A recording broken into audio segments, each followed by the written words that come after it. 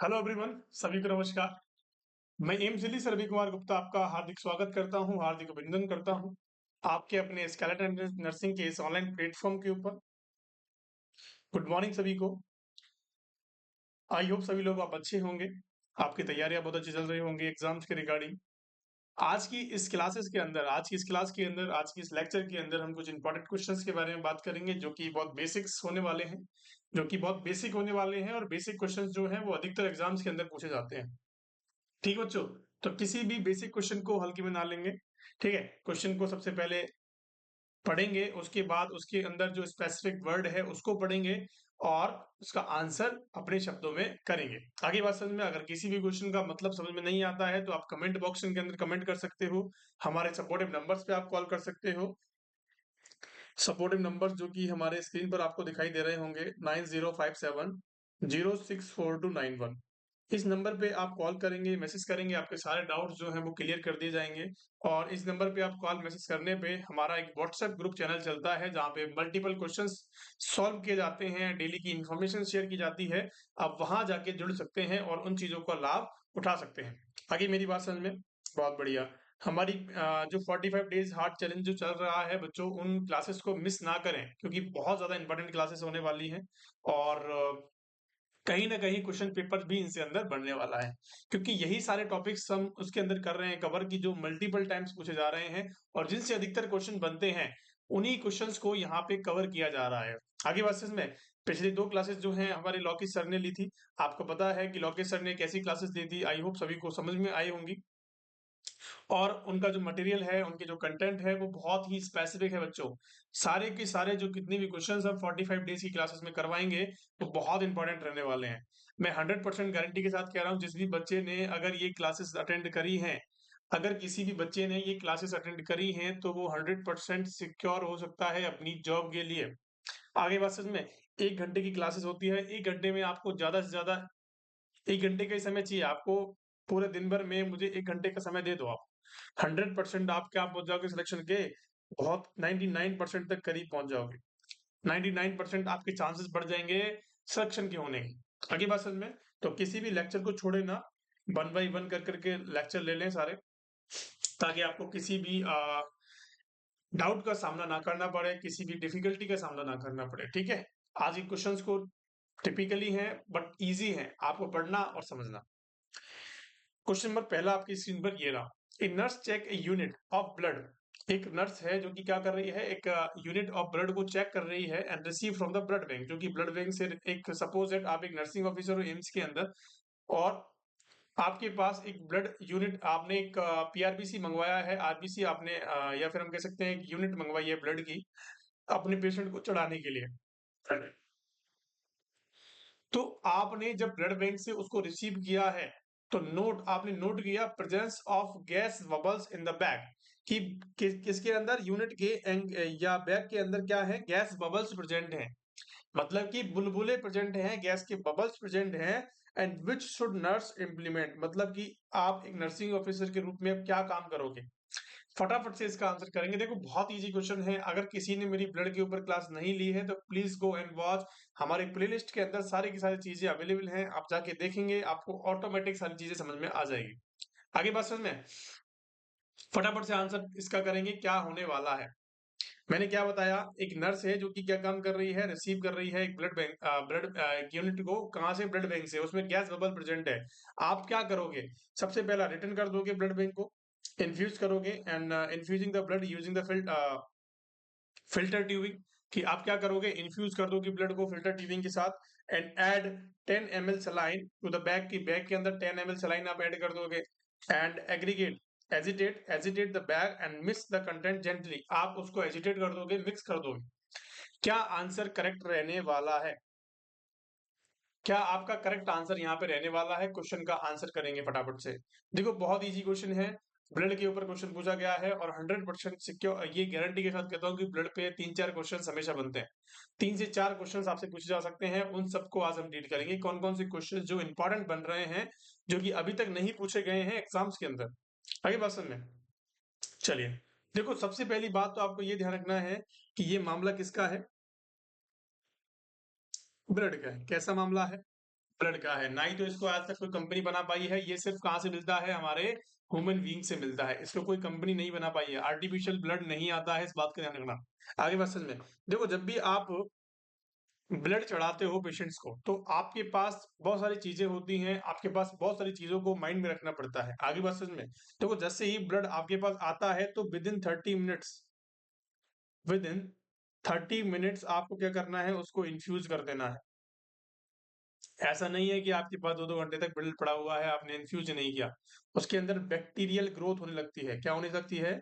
Bacterial growth होने लगती है, या फिर हम कह सकते हैं जो उसके अंदर सेल्स होती हैं उनका लाइसिस स्टार्ट हो जाता है। आगे बात समझ में, और इसका जो मैक्सिमम टाइम होता है, इसको मैक्सिमम टाइम के अंदर आपको चढ़ाना होता है विद इन 4 आवर्स। 4 घंटे से ज्यादा नहीं लगना चाहिए। अगर 4 घंटे से ज्यादा लगता है तो सेप्टिसीमिया की कंडीशन हो सकती है। सेप्टिसीमिया की कंडीशन हो सकती है, इन्फेक्शन की कंडीशन हो सकती है। आगे मेरी बात समझ में, तो कभी भी ऐसा नहीं करना है, आते ही ब्लड को नहीं चढ़ाना है। कम से कम 30 मिनट तक आपको अपने रूम एयर पे, या फिर हम टेम्परेचर पे रखते हैं हमारे वार्ड के टेम्परेचर पे, उसके बाद ब्लड को इन्फ्यूज किया जाता है। और मैक्सिमम 4 आवर्स के अंदर आपको एक क्या करना है, एक पीआरबीसी को क्या कर देना है, ट्रांसफ्यूज कर देना है। 4 घंटे से ज्यादा का समय लगता है तो सेप्टिसीमिया वाली कंडीशन देखी जाती है। ठीक है, अब यहाँ पे हमारा क्वेश्चन के अंदर आपको गैस बबल देखने को मिल रहा है। अब जब भी गैस बबल आपको देखने को मिले, तो सबसे पहले आपको क्या करना है, उस पेशेंट को, उस ब्लड की यूनिट को रिटर्न कर देना है। क्या कर देना है? रिटर्न कर देना है, क्योंकि उसमें पॉसिबल कंटामिनेशन के चांसेस होते हैं। किसके? कंटामिनेशन की पॉसिबिलिटी होती है। कैसी होती है? Contamination possibility. तो हमें क्या करना है, उसको वापस कर देना है। क्या मेरी बात समझ में आ गई? क्या मेरी बात समझ में आ गई है? किसी भी प्रकार की अगर उसके अंदर आपको रिटर्न किन किन चीजों के अंदर करना है, अगर आपको कोई क्लॉट उसके अंदर देखने को मिल रहा है, कोई भी बबल आपको देखने को मिल रहा है, कोई भी गैस बबल आपको देखने को मिल रहा है, या फिर आपको कोई कलर चेंजेस आपको देखने को मिल रहा है, ठीक है, ये सारी चीजें आपको अगर देखने को मिलती हैं, या एनी अबनॉर्मलिटी,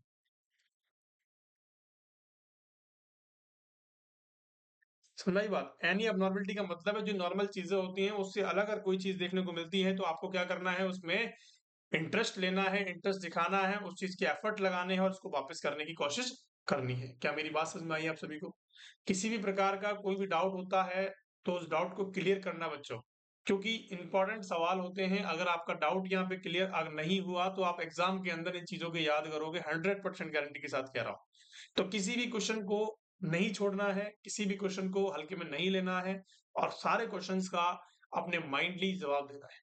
आगे बात समझ में, तो आपको रिटर्न किन किन चीजों में करना है, चाहे क्लॉट हो, चाहे बबल, गैस बबल हो, चाहे कलर चेंजेस हो, या फिर कोई भी एबनॉर्मलिटी जो नॉर्मल से अलग है, वो आपको क्या करनी है, उसको वेरीफाई करना है, रिटर्न करने की कोशिश करनी है। तो जब भी आपको गैस बबल दिखाई देते हैं, तो आपको बैग को क्या करना है, रिटर्न करना है। क्या मेरी बात समझ में आ गई है? अब इसके अंदर क्या बताया गया है, नॉर्मल सलाइन, नॉर्मल सलाइन के अंदर आप 10 ml नॉर्मल सलाइन ऐड कर देते हो, तो आपको इस बात का ध्यान रखना है कि नेवर मिस, आपको कोई भी चीज मिक्स नहीं करनी है। Never mix in the, never mix लिखेंगे, नेवर मिक्स एनी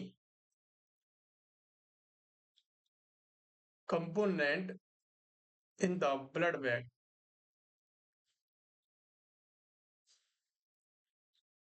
कि किसी भी तरह का कोई भी कंपोनेंट बैग के अंदर मिक्स नहीं करना है, चाहे कितना भी कुछ भी हो जाए, कुछ भी ऐड नहीं करना है, नॉर्मल सलाइन भी नहीं करना है। ठीक है, इस बात को आपको समझना है, ध्यान देना है। क्या मेरी बात आप तक पहुंच गई है? क्या मेरी बात आप तक पहुंच गई है मेरे प्यारे बच्चों, कि हमें क्या नहीं करना है?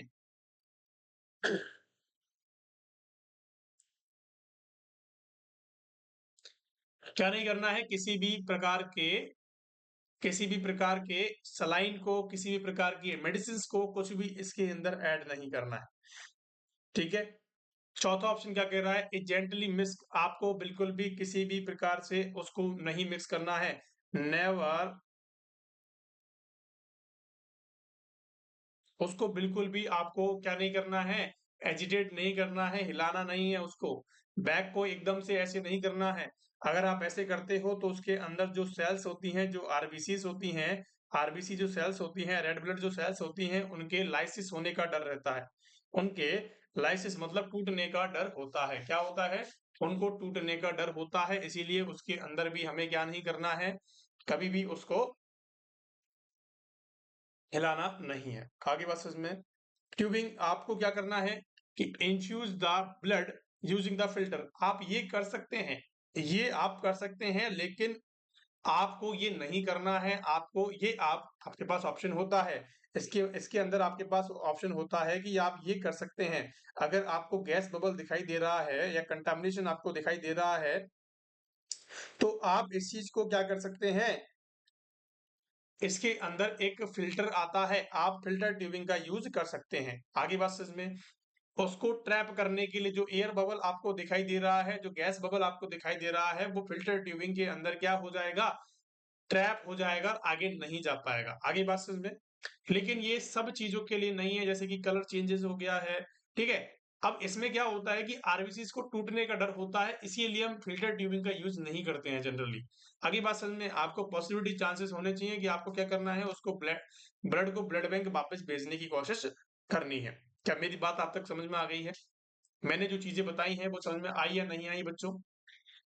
बहुत सारे क्वेश्चंस होते हैं बच्चों के कि एक पीआरबीसी का जो बैग होता है, एक पीआरबीसी का जो बैग होता है उसके अंदर कितना एमएल ब्लड होता है। देखो सिंपल सी अगर मैं आपसे थ्योरेटिकली बात करूं तो 350 एमएल होता है। कितना होता है? 350 एमएल होता है, जबकि अलग अलग बैग के हिसाब से वेरी करता है। बैग के ऊपर लिखा होता है कि कितना इसके अंदर ब्लड वॉल्यूम है, ठीक है। अगर आपको कोई भी क्वेश्चन पूछे एग्जामिनर, तो आपको 350 एमएल बता देना है एम्स के अकॉर्डिंग। कितने? एम्स के अकॉर्डिंग आपको क्या बताना है, 350 एमएल बता देना है। क्या ये मेरी बात समझ में आ गई? पहला क्वेश्चन समझ में आया बच्चों? बहुत बढ़िया। चलिए अगले क्वेश्चन की तरफ चलते हैं। The nurse check the gauge the nurse check the gauge of the client intravenous catheter, which is the smallest gauge catheter, which is the smallest gauge catheter, which is the smallest gauge catheter। इस बात पे focus करना। इस बात को मैंने 3 बार यूं ही नहीं बोला है, ठीक है। मैंने इस बात को 3 बार यूं ही नहीं बोला है, क्योंकि इसके अंदर कुछ ना कुछ छिपा हुआ है। आपको यहीं से आंसर का पता लगता है, ठीक है। आपको यहीं से आंसर का पता लगता है, इसीलिए मैंने इसको 3 बार बोला है। क्या बताया मैंने आपको? इसके अंदर क्या बताया है बच्चों? आपने क्या देखा इसके अंदर कि आपके पास which is the smallest gauge catheter that nurse can use administer blood. अब इस बात को समझना, इस बात को समझना, इस बात को अंडरस्टैंड करना कि मैंने क्या बताया। इंट्रावीनस जो कैथेटर है बच्चों, मैं आपसे अगर आपसे बात करूं, हमारे जो आईवी कैनुलास होते हैं, आईवी कैनुला की बात कर रहा है ये। इंट्रावीनस कैथेटर का मतलब आईवी कैनुला की बात कर रहा है। और कैनुला के अंदर जो होते हैं वो 14 गॉज से लेके 14 से 26 गॉज तक होते हैं। कैसे होते हैं? 26 गॉज तक होते हैं। होते नहीं होते हैं कि सर? बिल्कुल होते हैं। जनरली जो हम आईवी इन्फ्यूजन के लिए, जनरली जो हम आईवी जो हमें मेडिसिन देनी है या फिर हमें आईवी फ्लूइड्स देने हैं, तो हम क्या करते हैं अडल्ट के अंदर, अडल्ट की बात कर रहे हैं। जब भी पेशेंट अगर नहीं दिया गया है, स्पेसिफाई नहीं किया गया है, तो आपको अडल्ट समझना है। अडल्ट की बात करें तो अडल्ट के अंदर 20 गेज का जो कैनुला है वो यूज किया जाता है। 20 गेज का जो कैनुला है वो कौन से कलर का होता है बच्चों? पिंक कलर का होता है। इस कलर का भी, कलर कोडिंग भी बहुत इंपॉर्टेंट है, इसका समझ के जाना। एक क्वेश्चन हमेशा आता है, एक क्वेश्चन हमेशा आता है, इसीलिए इसको भी समझ के जाना। आगे बात समझ में? इसका भी क्वेश्चन हम बताएंगे आप।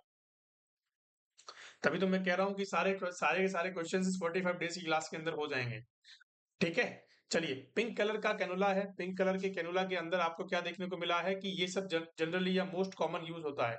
जनरली या मोस्ट कॉमन यूज होने वाला क्या है? कैथेटर है। जनरली या मोस्ट कॉमन यूज होने वाला क्या है बच्चों? कैथेटर है। आगे बात समझ में? अब जो हमारी ब्लड के लिए, जो भी हम ब्लड ट्रांसफ्यूज करते हैं, वो ब्लड के लिए हम कौन से कलर का कैनुला यूज करते हैं कि सर 18 गेज का, 18 गेज का कैनुला यूज करते हैं, जो कि ग्रीन कलर का होता है। कैसा होता है? ग्रीन कलर का होता है 18 गेज का कैनुला। क्या मेरी बात समझ में आ गई आप सभी को? कि 18 गेज का कैनुला, देखो जितनी भी गेज कम होती चली जाएगी उतना ही उसका पोर्ट बड़ा होता चला जाएगा, मतलब उतना ही मोटा होता चला जाएगा। जैसे अगर मैं 14 गेज की बात करूं, सबसे लार्जेस्ट पोर्ट होता है इसका, लार्जेस्ट मतलब बहुत बड़ा पोर्ट होता है, एकदम होल होता है, ठीक है, 14 गेज का होता है। उसके बाद 16 का होता है, उसके बाद 17 का होता है, 18 का होता है, ठीक है। इनके कलर कोडिंग की अगर मैं बात करूं तो कौन से कलर का होता है कि सर ऑरेंज कलर का होता है। कैसे होता है?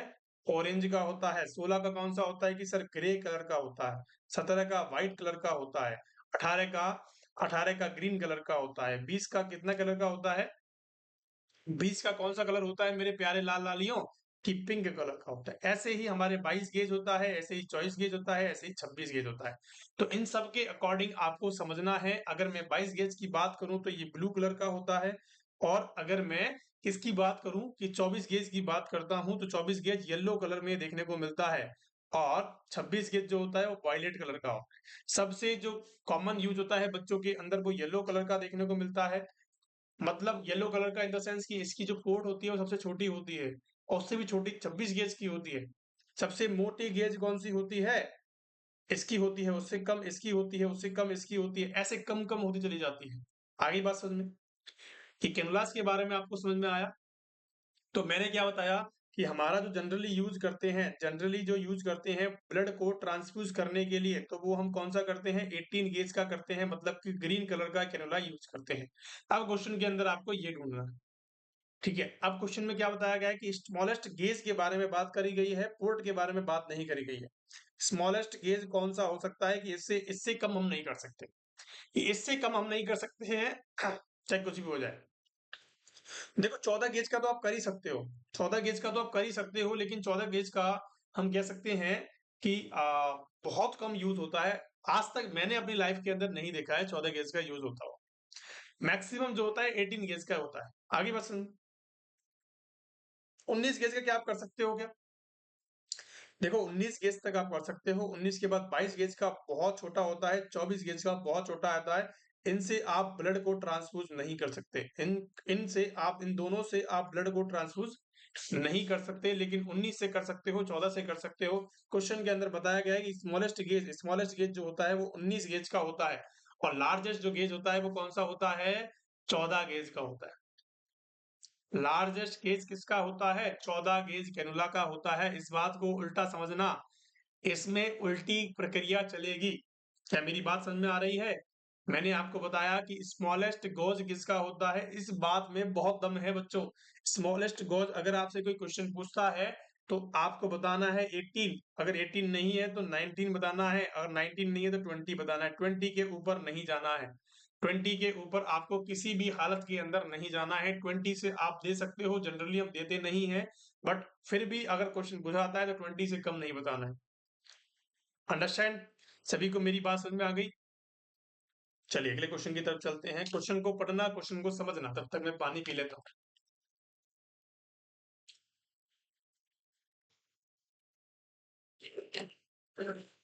इसका आंसर करेंगे सारे बच्चे फटाफट से। एक क्लाइंट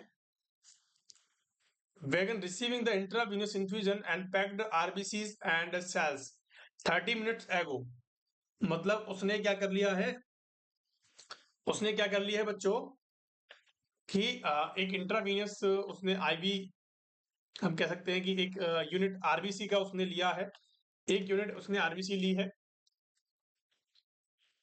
क्या ली है? एक यूनिट उसने आरबीसी ली है। अब आरबीसी 30 मिनट्स एगो ली है, मतलब कि 30 मिनट हो गए हैं उसको आरबीसी को लिए हुए।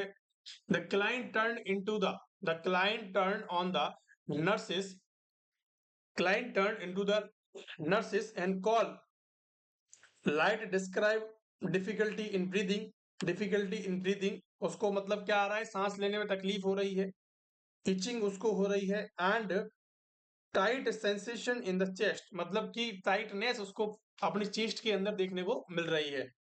And which of the following is the first action of the nurse? Nurse का आपका पहला एक्शन क्या होगा? कि आप फिजिशियन को कॉल करोगे, ट्रांसफ्यूजन जो आपका दे रहे हो आप उसको बंद करोगे, and check the client temperature को चेक करोगे, and recheck the unit of the blood की कंपिटेंसी को आप चेक करोगे। सबसे पहला प्रायोरिटी नर्सिंग इंटरवेंशन आपका क्या होने वाला है? फर्स्ट एक्शन, देखो क्वेश्चन के अंदर बताया गया है कि फर्स्ट एक्शन आपका क्या रहने वाला है। क्वेश्चन के अंदर देखो, क्वेश्चन के अंदर ही आंसर छिपा होता है। क्वेश्चन के अंदर बताया गया है कि फर्स्ट एक्शन आपका पूछा गया है, फर्स्ट एक्शन पूछा गया है, मतलब कि सबसे पहला काम आप क्या करोगे। मैं आपको चीज बताता हूँ, ठीक है, समझना उस चीज को, मतलब कोशिश करना समझने की, आएगा समझ में, ठीक है। आप एक नर्सिंग ऑफिसर हो, ठीक है, एम्स के अंदर आप एक नर्सिंग ऑफिसर हो, आपको हर चीजें एज्यूम करनी है, जितनी भी प्रैक्टिकल बातें मैं आपको कर रहा हूँ वो सारी चीजें एज्यूम करनी है आपको। देखो एनओ, आप नर्सिंग ऑफिसर हो एम्स के अंदर, ठीक है, और आप क्या कर रहे हो कि अपने पेशेंट को, आपने अपने मरीज को, एक किसी मरीज को आपने क्या दिया, 1 यूनिट पीआरबीसी दिया, ठीक है, 1 यूनिट पीआरबीसी दिया, जो कि 30 मिनट से चल रहा है, ठीक है, आधे घंटे उसको चलते चलते हो गया है। अब पेशेंट को सडन क्या होता है, फीवर आता है, पेशेंट को सडन फीवर आता है, पेशेंट क्या कंप्लेन करता है कि मुझे डिस्निया हुआ है, मतलब कि रेस्पिरेटरी डिफिकल्टी हुई है, ठीक है, इचिंग हुई है, ठीक है, इचिंग की प्रॉब्लम कर रहा है, डिस्निया की कर रहा है, फीवर की कर रहा है ना, ये सारी कंडीशन जो कि आपको एग्जाम इसके अंदर बताई गई है कि इचिंग कर रहा है, टाइटनेस, चेस्ट सेंसेशंस आपको देखने को मिल रहे हैं। तो इस कंडीशन के अंदर आपको क्या क्या चीजें ध्यान रखनी है, सबसे पहला आपको क्या काम करना होता है, जब भी ऐसा होता है, जो आपका मेडिकेशन जा रही है, जो आप देखो, मैं सिर्फ ब्लड की बात नहीं कर रहा हूं, मैं किसी एंटीबायोटिक की भी बात कर रहा हूं। मैं जो एंटीबायोटिक आप पेशेंट को दे रहे हो, जो भी चीज आपने दी और पेशेंट को डिफिकल्टी पैदा हुई, या फिर हम कह सकते हैं पेशेंट को डिस्कम्फर्ट पैदा हुआ, हर उस चीज की बात कर रहा हूं, ठीक है। जब भी ऐसा होता है, जो भी आप चीज दे रहे हो उसको सबसे पहले स्टॉप करना है, चाहे वो ब्लड हो, चाहे एंटीबायोटिक हो, चाहे एनीमा हो, चाहे कुछ भी चीज, जो भी चीज आप पेशेंट को एडमिनिस्टर कर रहे हो उस चीज को आपको स्टॉप कर देना है, ठीक है। उसके बाद आपको क्या करना है, दूसरा काम, call to HCP, health care provider, call to SCB, या हम कह सकते हैं डॉक्टर, कि आपको तुरंत उसके बाद डॉक्टर को कॉल करना है, सबसे पहले स्टॉप करने का काम करना है, नहीं तो उसकी जो कंडीशन है और वर्सन हो जाएगी और बिगड़ जाएगी। कि आपने सपोज दैट किसी भी चीज को दिया, आपने किसी भी चीज को आपने दिया, क्या चीज दिया आपने, कि आप किसी एंटीबायोटिक को दे रहे हो, या फिर आप किसी भी ब्लड को प्रोडक्ट को दे रहे हो, उस पेशेंट को कंडीशन खराब हो गई, उस कंडीशन को अगर आपने चलने दिया, उस ब्लड को आपने चलने दिया, और आप रह गए बुलाने के लिए डॉक्टर को, आपने कॉल करने के लिए कि डॉक्टर आएगा तब देख लेगा, ऐसा नहीं होता है बच्चों। जो भी चीज आप दे रहे हो उसको स्टॉप करो, क्योंकि पेशेंट की जान को खतरा हो सकता है, पेशेंट की जान को खतरा हो सकता है। तो इसलिए हमें क्या करना होता है, किसी भी चीज को कॉम्प्रोमाइज नहीं करना होता है, किसके लिए, पेशेंट के लिए। क्या मेरी बात समझ में आ रही है आप सभी को, मैंने आपको क्या बताया, चीजें, जो चीजें मैंने आपको बता रहा हूँ वो इंपॉर्टेंट हैं, और ये सारी चीजें हम कह सकते हैं कि हम रोज एक्सपीरियंस करते हैं इन चीजों का। तो सबसे पहले आपको जो चीज करनी है वो क्या करना है, कि स्टॉप करना है, उसके बाद आपको क्या करना है, कॉल करना है। सबसे पहला काम क्या करोगे, कॉल द फिजिशियन नहीं करोगे, आपको सबसे पहला काम करना है स्टॉप, सबसे पहला काम आपको करना है स्टॉप करना है। उसके बाद आपको दूसरा काम करना है call the physician and check the client temperature, and client temperature आप कर सकते हो। और उसके बाद क्या कर सकते हो, ये फ्री का काम है कि आप ब्लड की कॉम्पिटेंसी को चेक चेक कर रहे हो, या ब्लड के आप ये यूनिट आपने दी है उसको चेक कर रहे हो। ये कैसा काम है, फ्री का काम है। क्या मेरी बात समझ में आ गई। देखो किसी भी क्वेश्चन को समझना बहुत आसान है, आपके ऊपर डिपेंड करता है कि आप किस तरीके से उस क्वेश्चन को ले रहे हो, किस तरीके से उसको समझने की कोशिश कर रहे हो। अगर आप ऐसा करते हो तो 100% आप चीजों को कर जाओगे।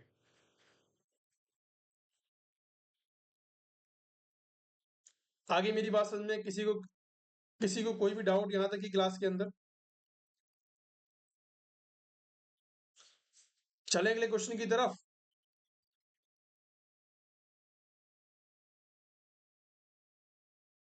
चलिए, अगला क्वेश्चन आपकी स्क्रीन पर ये रहा।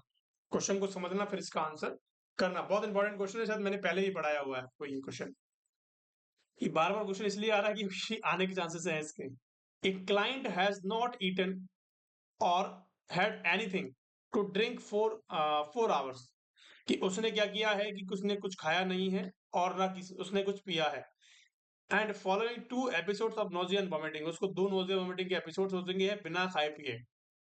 विच of the following item would be best offer to the client readily and try to resume oral intake, कि आप उसको ऐसा क्या दोगे कि उसको नोजिया वॉमिटिंग की तकलीफ ना हो, जो अपने नोजिया वॉमिटिंग की है उस कंडीशन के अंदर उसका फिल हो सके। देखो कौन सी चीज इंपॉर्टेंट होती है, क्या आप उसको टोस्ट दोगे, क्या आप उसको जिलेटिन दोगे, क्या आप उसको ड्राई सीरियल्स दोगे, या फिर आप जिंजर एले दोगे। देखो सिंपल सी बात मैं आपसे करता हूँ, जिस भी पेशेंट को नोजिया वोमिटिंग की फील होती है उसको सेमी सॉलिड्स अवॉइड करते हैं, उसको क्या करते हैं, सेमी सॉलिड्स अवॉइड करते हैं। तो ये जो तीनों चीजें आपको मैं बता रहा हूँ, ये तीनों चीजें कैसी हैं, ये तीनों के तीनों चीजें कैसी हैं बच्चों, ये तीनों की तीनों चीजें कैसी हैं, सेमी सॉलिड्स के अंदर आती हैं। ठीक है, हमें क्या करना है, जिंजर एलए पेशेंट को देना है। जिंजर एलए एक लिक्विड होता है, जिंजर का एक लिक्विड होता है, उसको हमें पेशेंट को दे देना है ताकि उसकी नोजिया वोमिटिंग जो है वो सबसाइड हो जाए। अब मैं आपको एक चीज बताता हूँ, देखो हमें क्या करना है, clear liquids are best to tolerate first episode of nausea and vomit. क्या मेरी बात समझ में आ गई, कि आपको क्या करना है कि जैसे ही फर्स्ट एपिसोड होता है या सेकंड एपिसोड होता है नोजिया वॉमिटिंग का, तो आपको क्लियर लिक्विड्स आपको देने होते हैं। क्लियर लिक्विड्स का मतलब ये नहीं कि आपको पानी देना है, कुछ ऐसा देना है ताकि पेशेंट को रिलीफ मिल सके। जिंजर एले एक क्या होता है, लिक्विड होता है, उसका ये रेडिली मार्केट में भी अवेलेबल होता है, अगर आप इसको लाना चाहो तो, और घर में भी इसको बना सकते हो। क्या मेरी बात समझ में आ गई, क्या मेरी बात समझ में आ गई। जिंजर किसे बोलते हैं, अदरक को जिंजर बोलते हैं बच्चों। किसे बोलते हैं, अदरक का आपको पानी देना है, सिंपल सी बात मैं आपसे करूं। ठीक है, इससे क्या हो सकता है, इससे क्या हो सकता है बच्चों, क्योंकि ये पेशेंट क्या होता है जब भी वॉमिटिंग करते हैं, देखो वॉमिटिंग वाला जो पेशेंट होता है वो क्या कर सकता है, जब भी वॉमिटिंग होती है पेशेंट को, या वॉमिटिंग वाला जो पेशेंट होता है वो डिहाइड्रेशन की कंडीशन में जा सकता है। तो डिहाइड्रेशन को प्रिवेंट करने के लिए, टू प्रिवेंट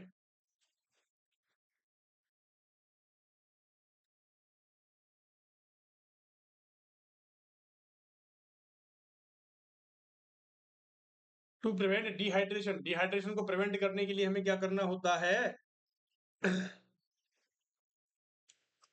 गिव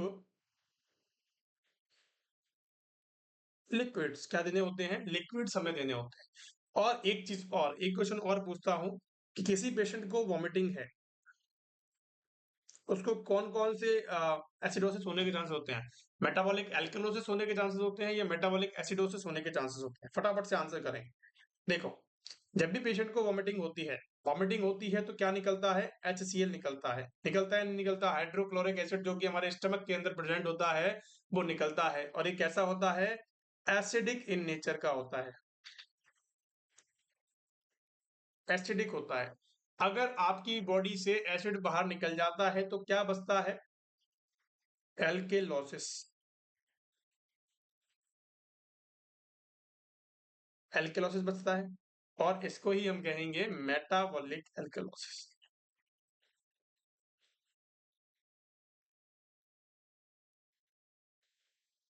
जब भी पेशेंट वोमिटिंग की कंडीशन में होता है तो मेटाबॉलिक एल्कलोसिस की कंडीशन आपको देखने को मिल जाती है। और जब भी पेशेंट डायरिया वाला होता है, उसके अंदर क्या होता है, डायरिया जिस भी पेशेंट के अंदर होता है उसके अंदर मेटाबॉलिक एसिडोसिस होता है।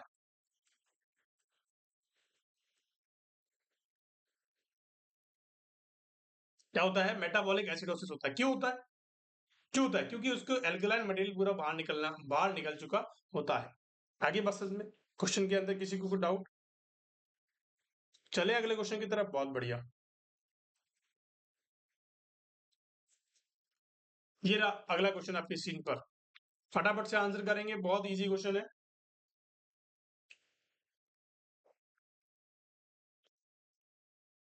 A client, a client has just undergone an upper gastrointestinal series, gastrointestinal series, ठीक है, and upon the client return to the unit, उसका क्लाइंट जो है वो वापस आया है रिटर्न आपकी यूनिट के अंदर, अपने वार्ड के अंदर। And the nurse should check the physician prescription for which of the following is a part of post procedure care, कि पोस्ट प्रोसीजर केयर के अंदर आपको क्या चीजें देखने को मिलेगी। देखो बहुत इजी सवाल है, बहुत इजी सवाल, देखो समझ में आता है। समझाता हूँ आपको ये क्वेश्चन क्या कह रहा है कि क्लाइंट है जस्ट अंडरगॉन ए अपर जीआई अपर गैस्ट्रोइंटेस्टाइनल सीरीज, कि एक गैस्ट्रोइंटेस्टाइनल सीरीज का बंदा है। सीरीज का मतलब क्या है कि उसको क्या हुआ है कि अपर जीआई रेडियोग्राफ हुआ है, रेडियोग्राफी हुई है, मतलब कि उसका अपर जीआई एक्सरे हुआ है, ये मान लो आप। तो रेडियोग्राफ कुछ भी हो सकता है, सीटी स्कैन हो सकती है, एमआरआई हो सकती है, या फिर रेडियो आपको एक्सरे हो सकता है, ठीक है। And upon upon the client return to the unit, आप क्या करता है कि वापस आता है। एंड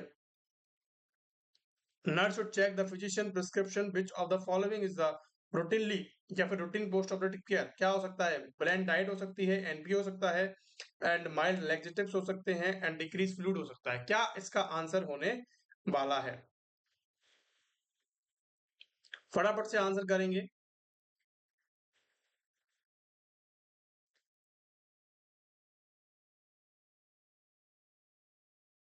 क्या आंसर होने वाला है? फटाफट से आंसर करेंगे। देखो बहुत इजी आंसर है, अगर क्वेश्चन नहीं आता है तो मैं आपको समझा देता हूँ। देखो जब भी यहाँ पे क्या कंडीशन देखने को मिलती है, जब भी आपको अपर जीआई रेडियोग्राफ देखने को मिलता है, अपर जीआई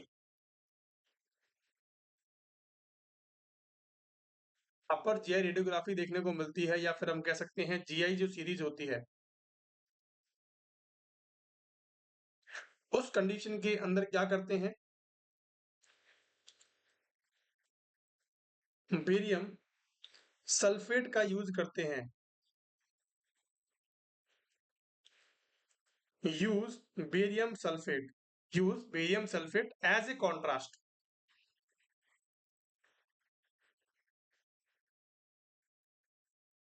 क्या करते हैं बच्चों? बेरियम सल्फेट का यूज करते हैं एज ए कॉन्ट्रास्ट, कि कॉन्ट्रास्ट के रूप में आपने एक बेरियम सल्फेट का यूज किया, ठीक है। अब जब भी आप बेरियम सल्फेट का यूज करते हो तो उसको निकालने की बहुत जरूरत होती है। क्या करता है ये? देखो बेरियम सल्फेट का एक काम होता है, क्या काम करता है? ये काम करता है कॉन्स्टिपेशन का।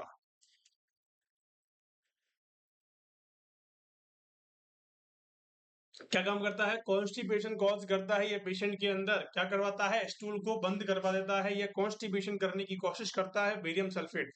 तो इसको जल्दी से जल्दी निकालने की प्रक्रिया चालू हो जाती है, मतलब कि आपको इसको जल्दी से जल्दी बाहर निकालना होता है बॉडी से। अगर आप ऐसा नहीं करते हैं, अगर आप ऐसा नहीं करते हैं तो पेशेंट को क्या कंडीशन देखने को मिलती है? जीआई ट्रैक्ट अबनॉर्मलिटी या ऑक्लूजन देखने को मिल सकता है, या ऑब्स्ट्रक्शन देखने को मिल सकता है। क्या मिल सकता है?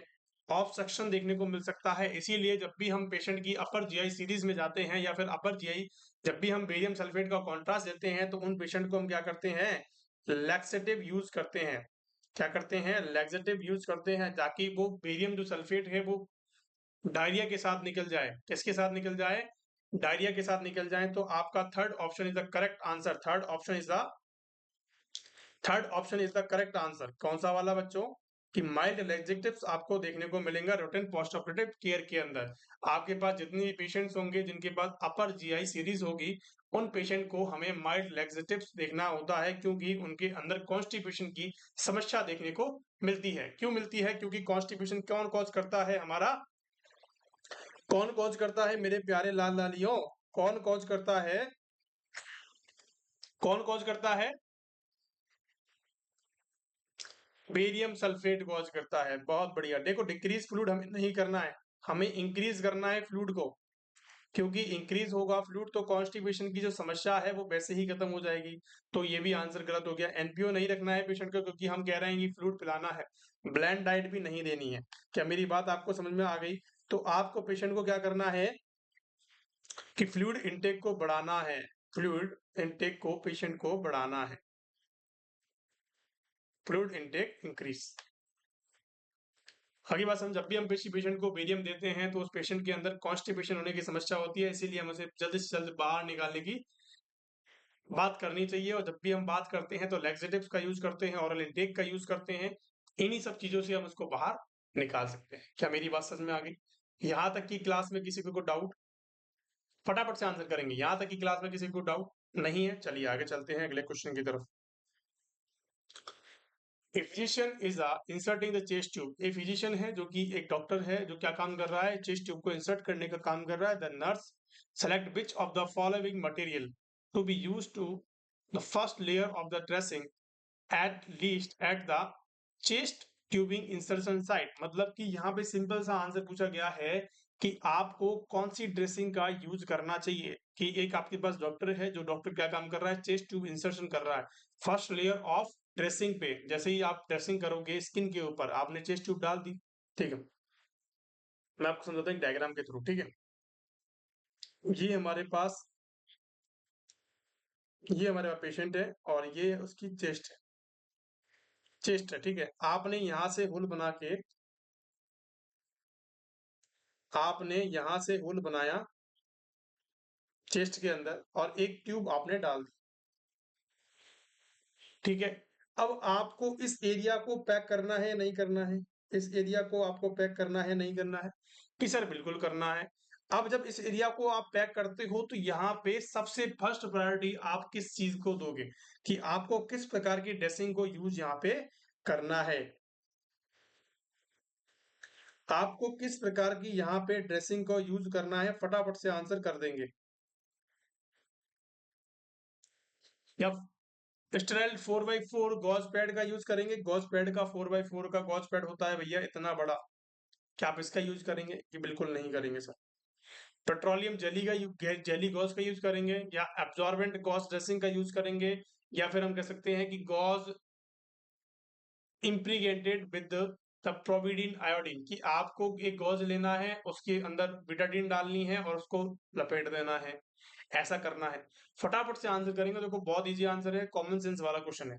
जब भी आप यहाँ पे कोई भी ड्रेसिंग अप्लाई करते हो तो वो ड्रेसिंग आपकी एयर टाइट होनी चाहिए कि उसके अंदर से किसी भी प्रकार की एयर एंट्री नहीं होनी चाहिए। अगर ऐसा होता है तो आपका जो टेस्ट ट्यूब लगाने का पर्पस है वो कैसा हो जाएगा, डिस्ट्रॉय हो जाएगा, खत्म हो जाएगा। और ऐसे से क्या हो जाएगा, पेशेंट को टेंशन न्यूमोथोरेक्स बन सकता है। जब भी टेंशन न्यूमोथोरेक्स बनता है तो पेशेंट को कैसा हो जाता है, डिस्निया कंडीशन देखने को मिलती है और रेस्पिरेटरी डिस्ट्रेस के अंदर आपका पेशेंट जा सकता है, ठीक है। मेजर कॉम्प्लिकेशंस कॉज कर सकता है। तो इसीलिए हम कहते हैं कि इसके अंदर आपको क्या क्या चीजें का ध्यान रखना होता है। फटाफट से आंसर करेंगे। क्या आंसर आपका रहने वाला है? देखो 4x4 गॉज पीस का हम यूज नहीं कर सकते हैं, हम करते हैं पेट्रोलियम जेली का। हम क्या करते हैं, पेट्रोलियम जेली गॉज पीस का यूज करते हैं। Second is the correct answer. क्यों, क्या काम करता है? जो चेस्टिडियम पेट्रोलियम जो चेस्ट ट्यूब होती है, या फिर हम कह सकते हैं पेट्रोलियम जो गॉज पीस होता है, पेट्रोलियम जो गॉस पीस होता है उसका हम यूज करते हैं। तो उस कंडीशन के अंदर वो क्या काम करता है, देखो वो काम करता है टू अलाउ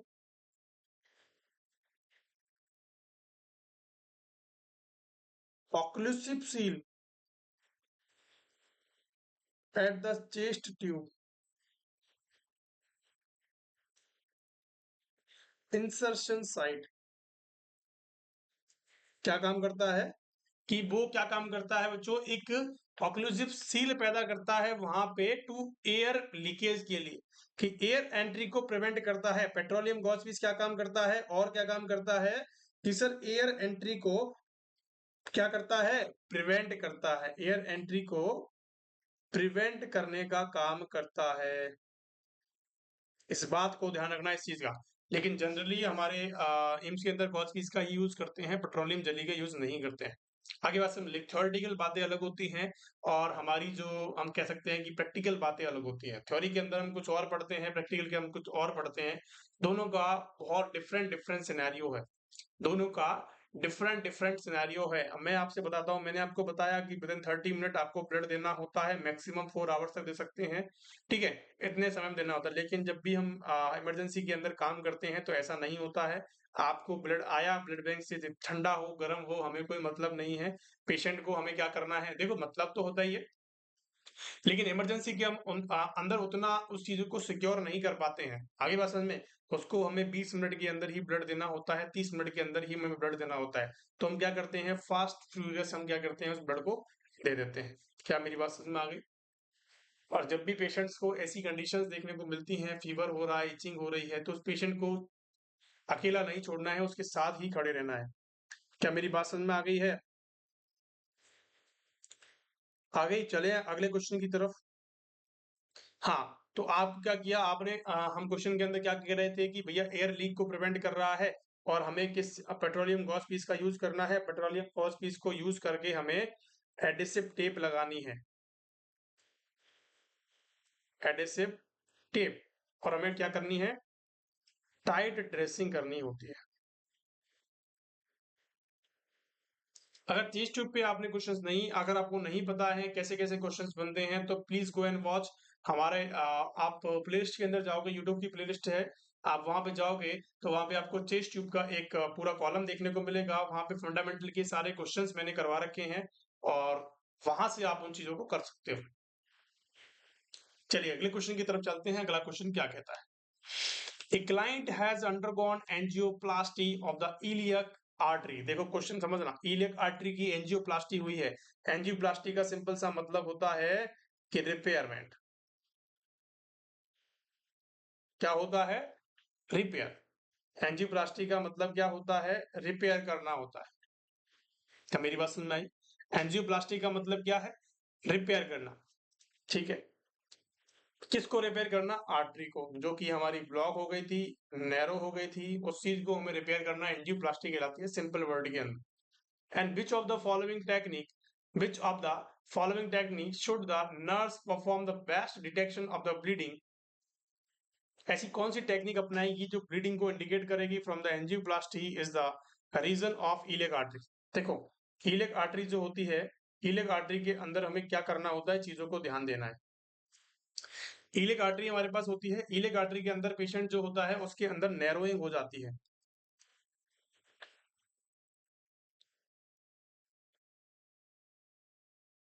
नैरोइंग हो जानी है या ब्लॉकेज हो जाता है, उसको रिपेयर करना, उसको रिपेयर करना ही एंजियोप्लास्टी कहलाती है। क्या कहलाती है, उसको रिपेयर करना ही एंजियोप्लास्टी कहलाती है। जब भी हम एंजियोप्लास्टी करते हैं तो उस कंडीशन के अंदर हम क्या करते हैं, सूचरिंग करते हैं। और सूचरिंग करते हैं तो क्या होते हैं, वहां पे चांसेस होते हैं ब्लीडिंग होने के। क्या होते हैं, ब्लीडिंग होने के। तो जब भी आपको ब्लीडिंग को असेस करना है, देखो ये तो इंटरनली है, अगर आपको ब्लीडिंग को असेस करना है तो उस कंडीशन के अंदर क्या करोगे आप, वही क्वेश्चन के अंदर पूछा गया है। क्या आप पेल्पेट करोगे पेडल पल्स को, मेजर द अपनल गर्थ को मेडल करोगे, ठीक है। आज the client about the mild pain in the area, कि आपको पेन हो रहा है, तो पेन वेन का ऐसा इश्यू नहीं होता है, पेन तो होगा ही। And auscultated over the iliac area and Doppler device, देखो इससे कुछ नहीं होगा, इससे सिर्फ आप पल्सेशन का पता लगा पाओगे, ब्लीडिंग का पता नहीं लगा पाओगे। पेन से भी आपको कोई पता नहीं लगेगा, पेडल पल्स से पल्स का पता लगेगा, ब्लीडिंग का नहीं पता लगेगा। लेकिन आप अगर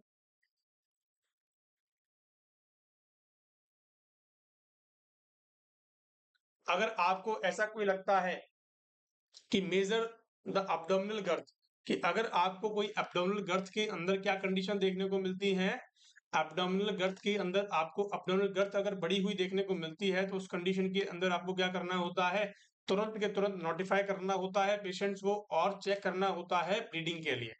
तो आपको करेक्ट आंसर क्या रहने वाला है, मेजर द abdominal गर्थ। क्योंकि क्या होता है इसके अंदर, देखो इसके अंदर क्या कंडीशन आपको देखने को मिलती है, क्योंकि जो हमारा इलियक, जो हमारी इलियक एंजियोग्राफी होती है, जो हमारी एंजियोग्राफी होती है उसके बाद एक्यूमुलेशन जो होता है, इसके अंदर जो अगर ब्लीडिंग होती है, अगर ब्लीडिंग होगी तो कैन एक्यूमुलेट, कहाँ एक्यूमुलेट हो जाएगी, एक्यूमुलेट इन द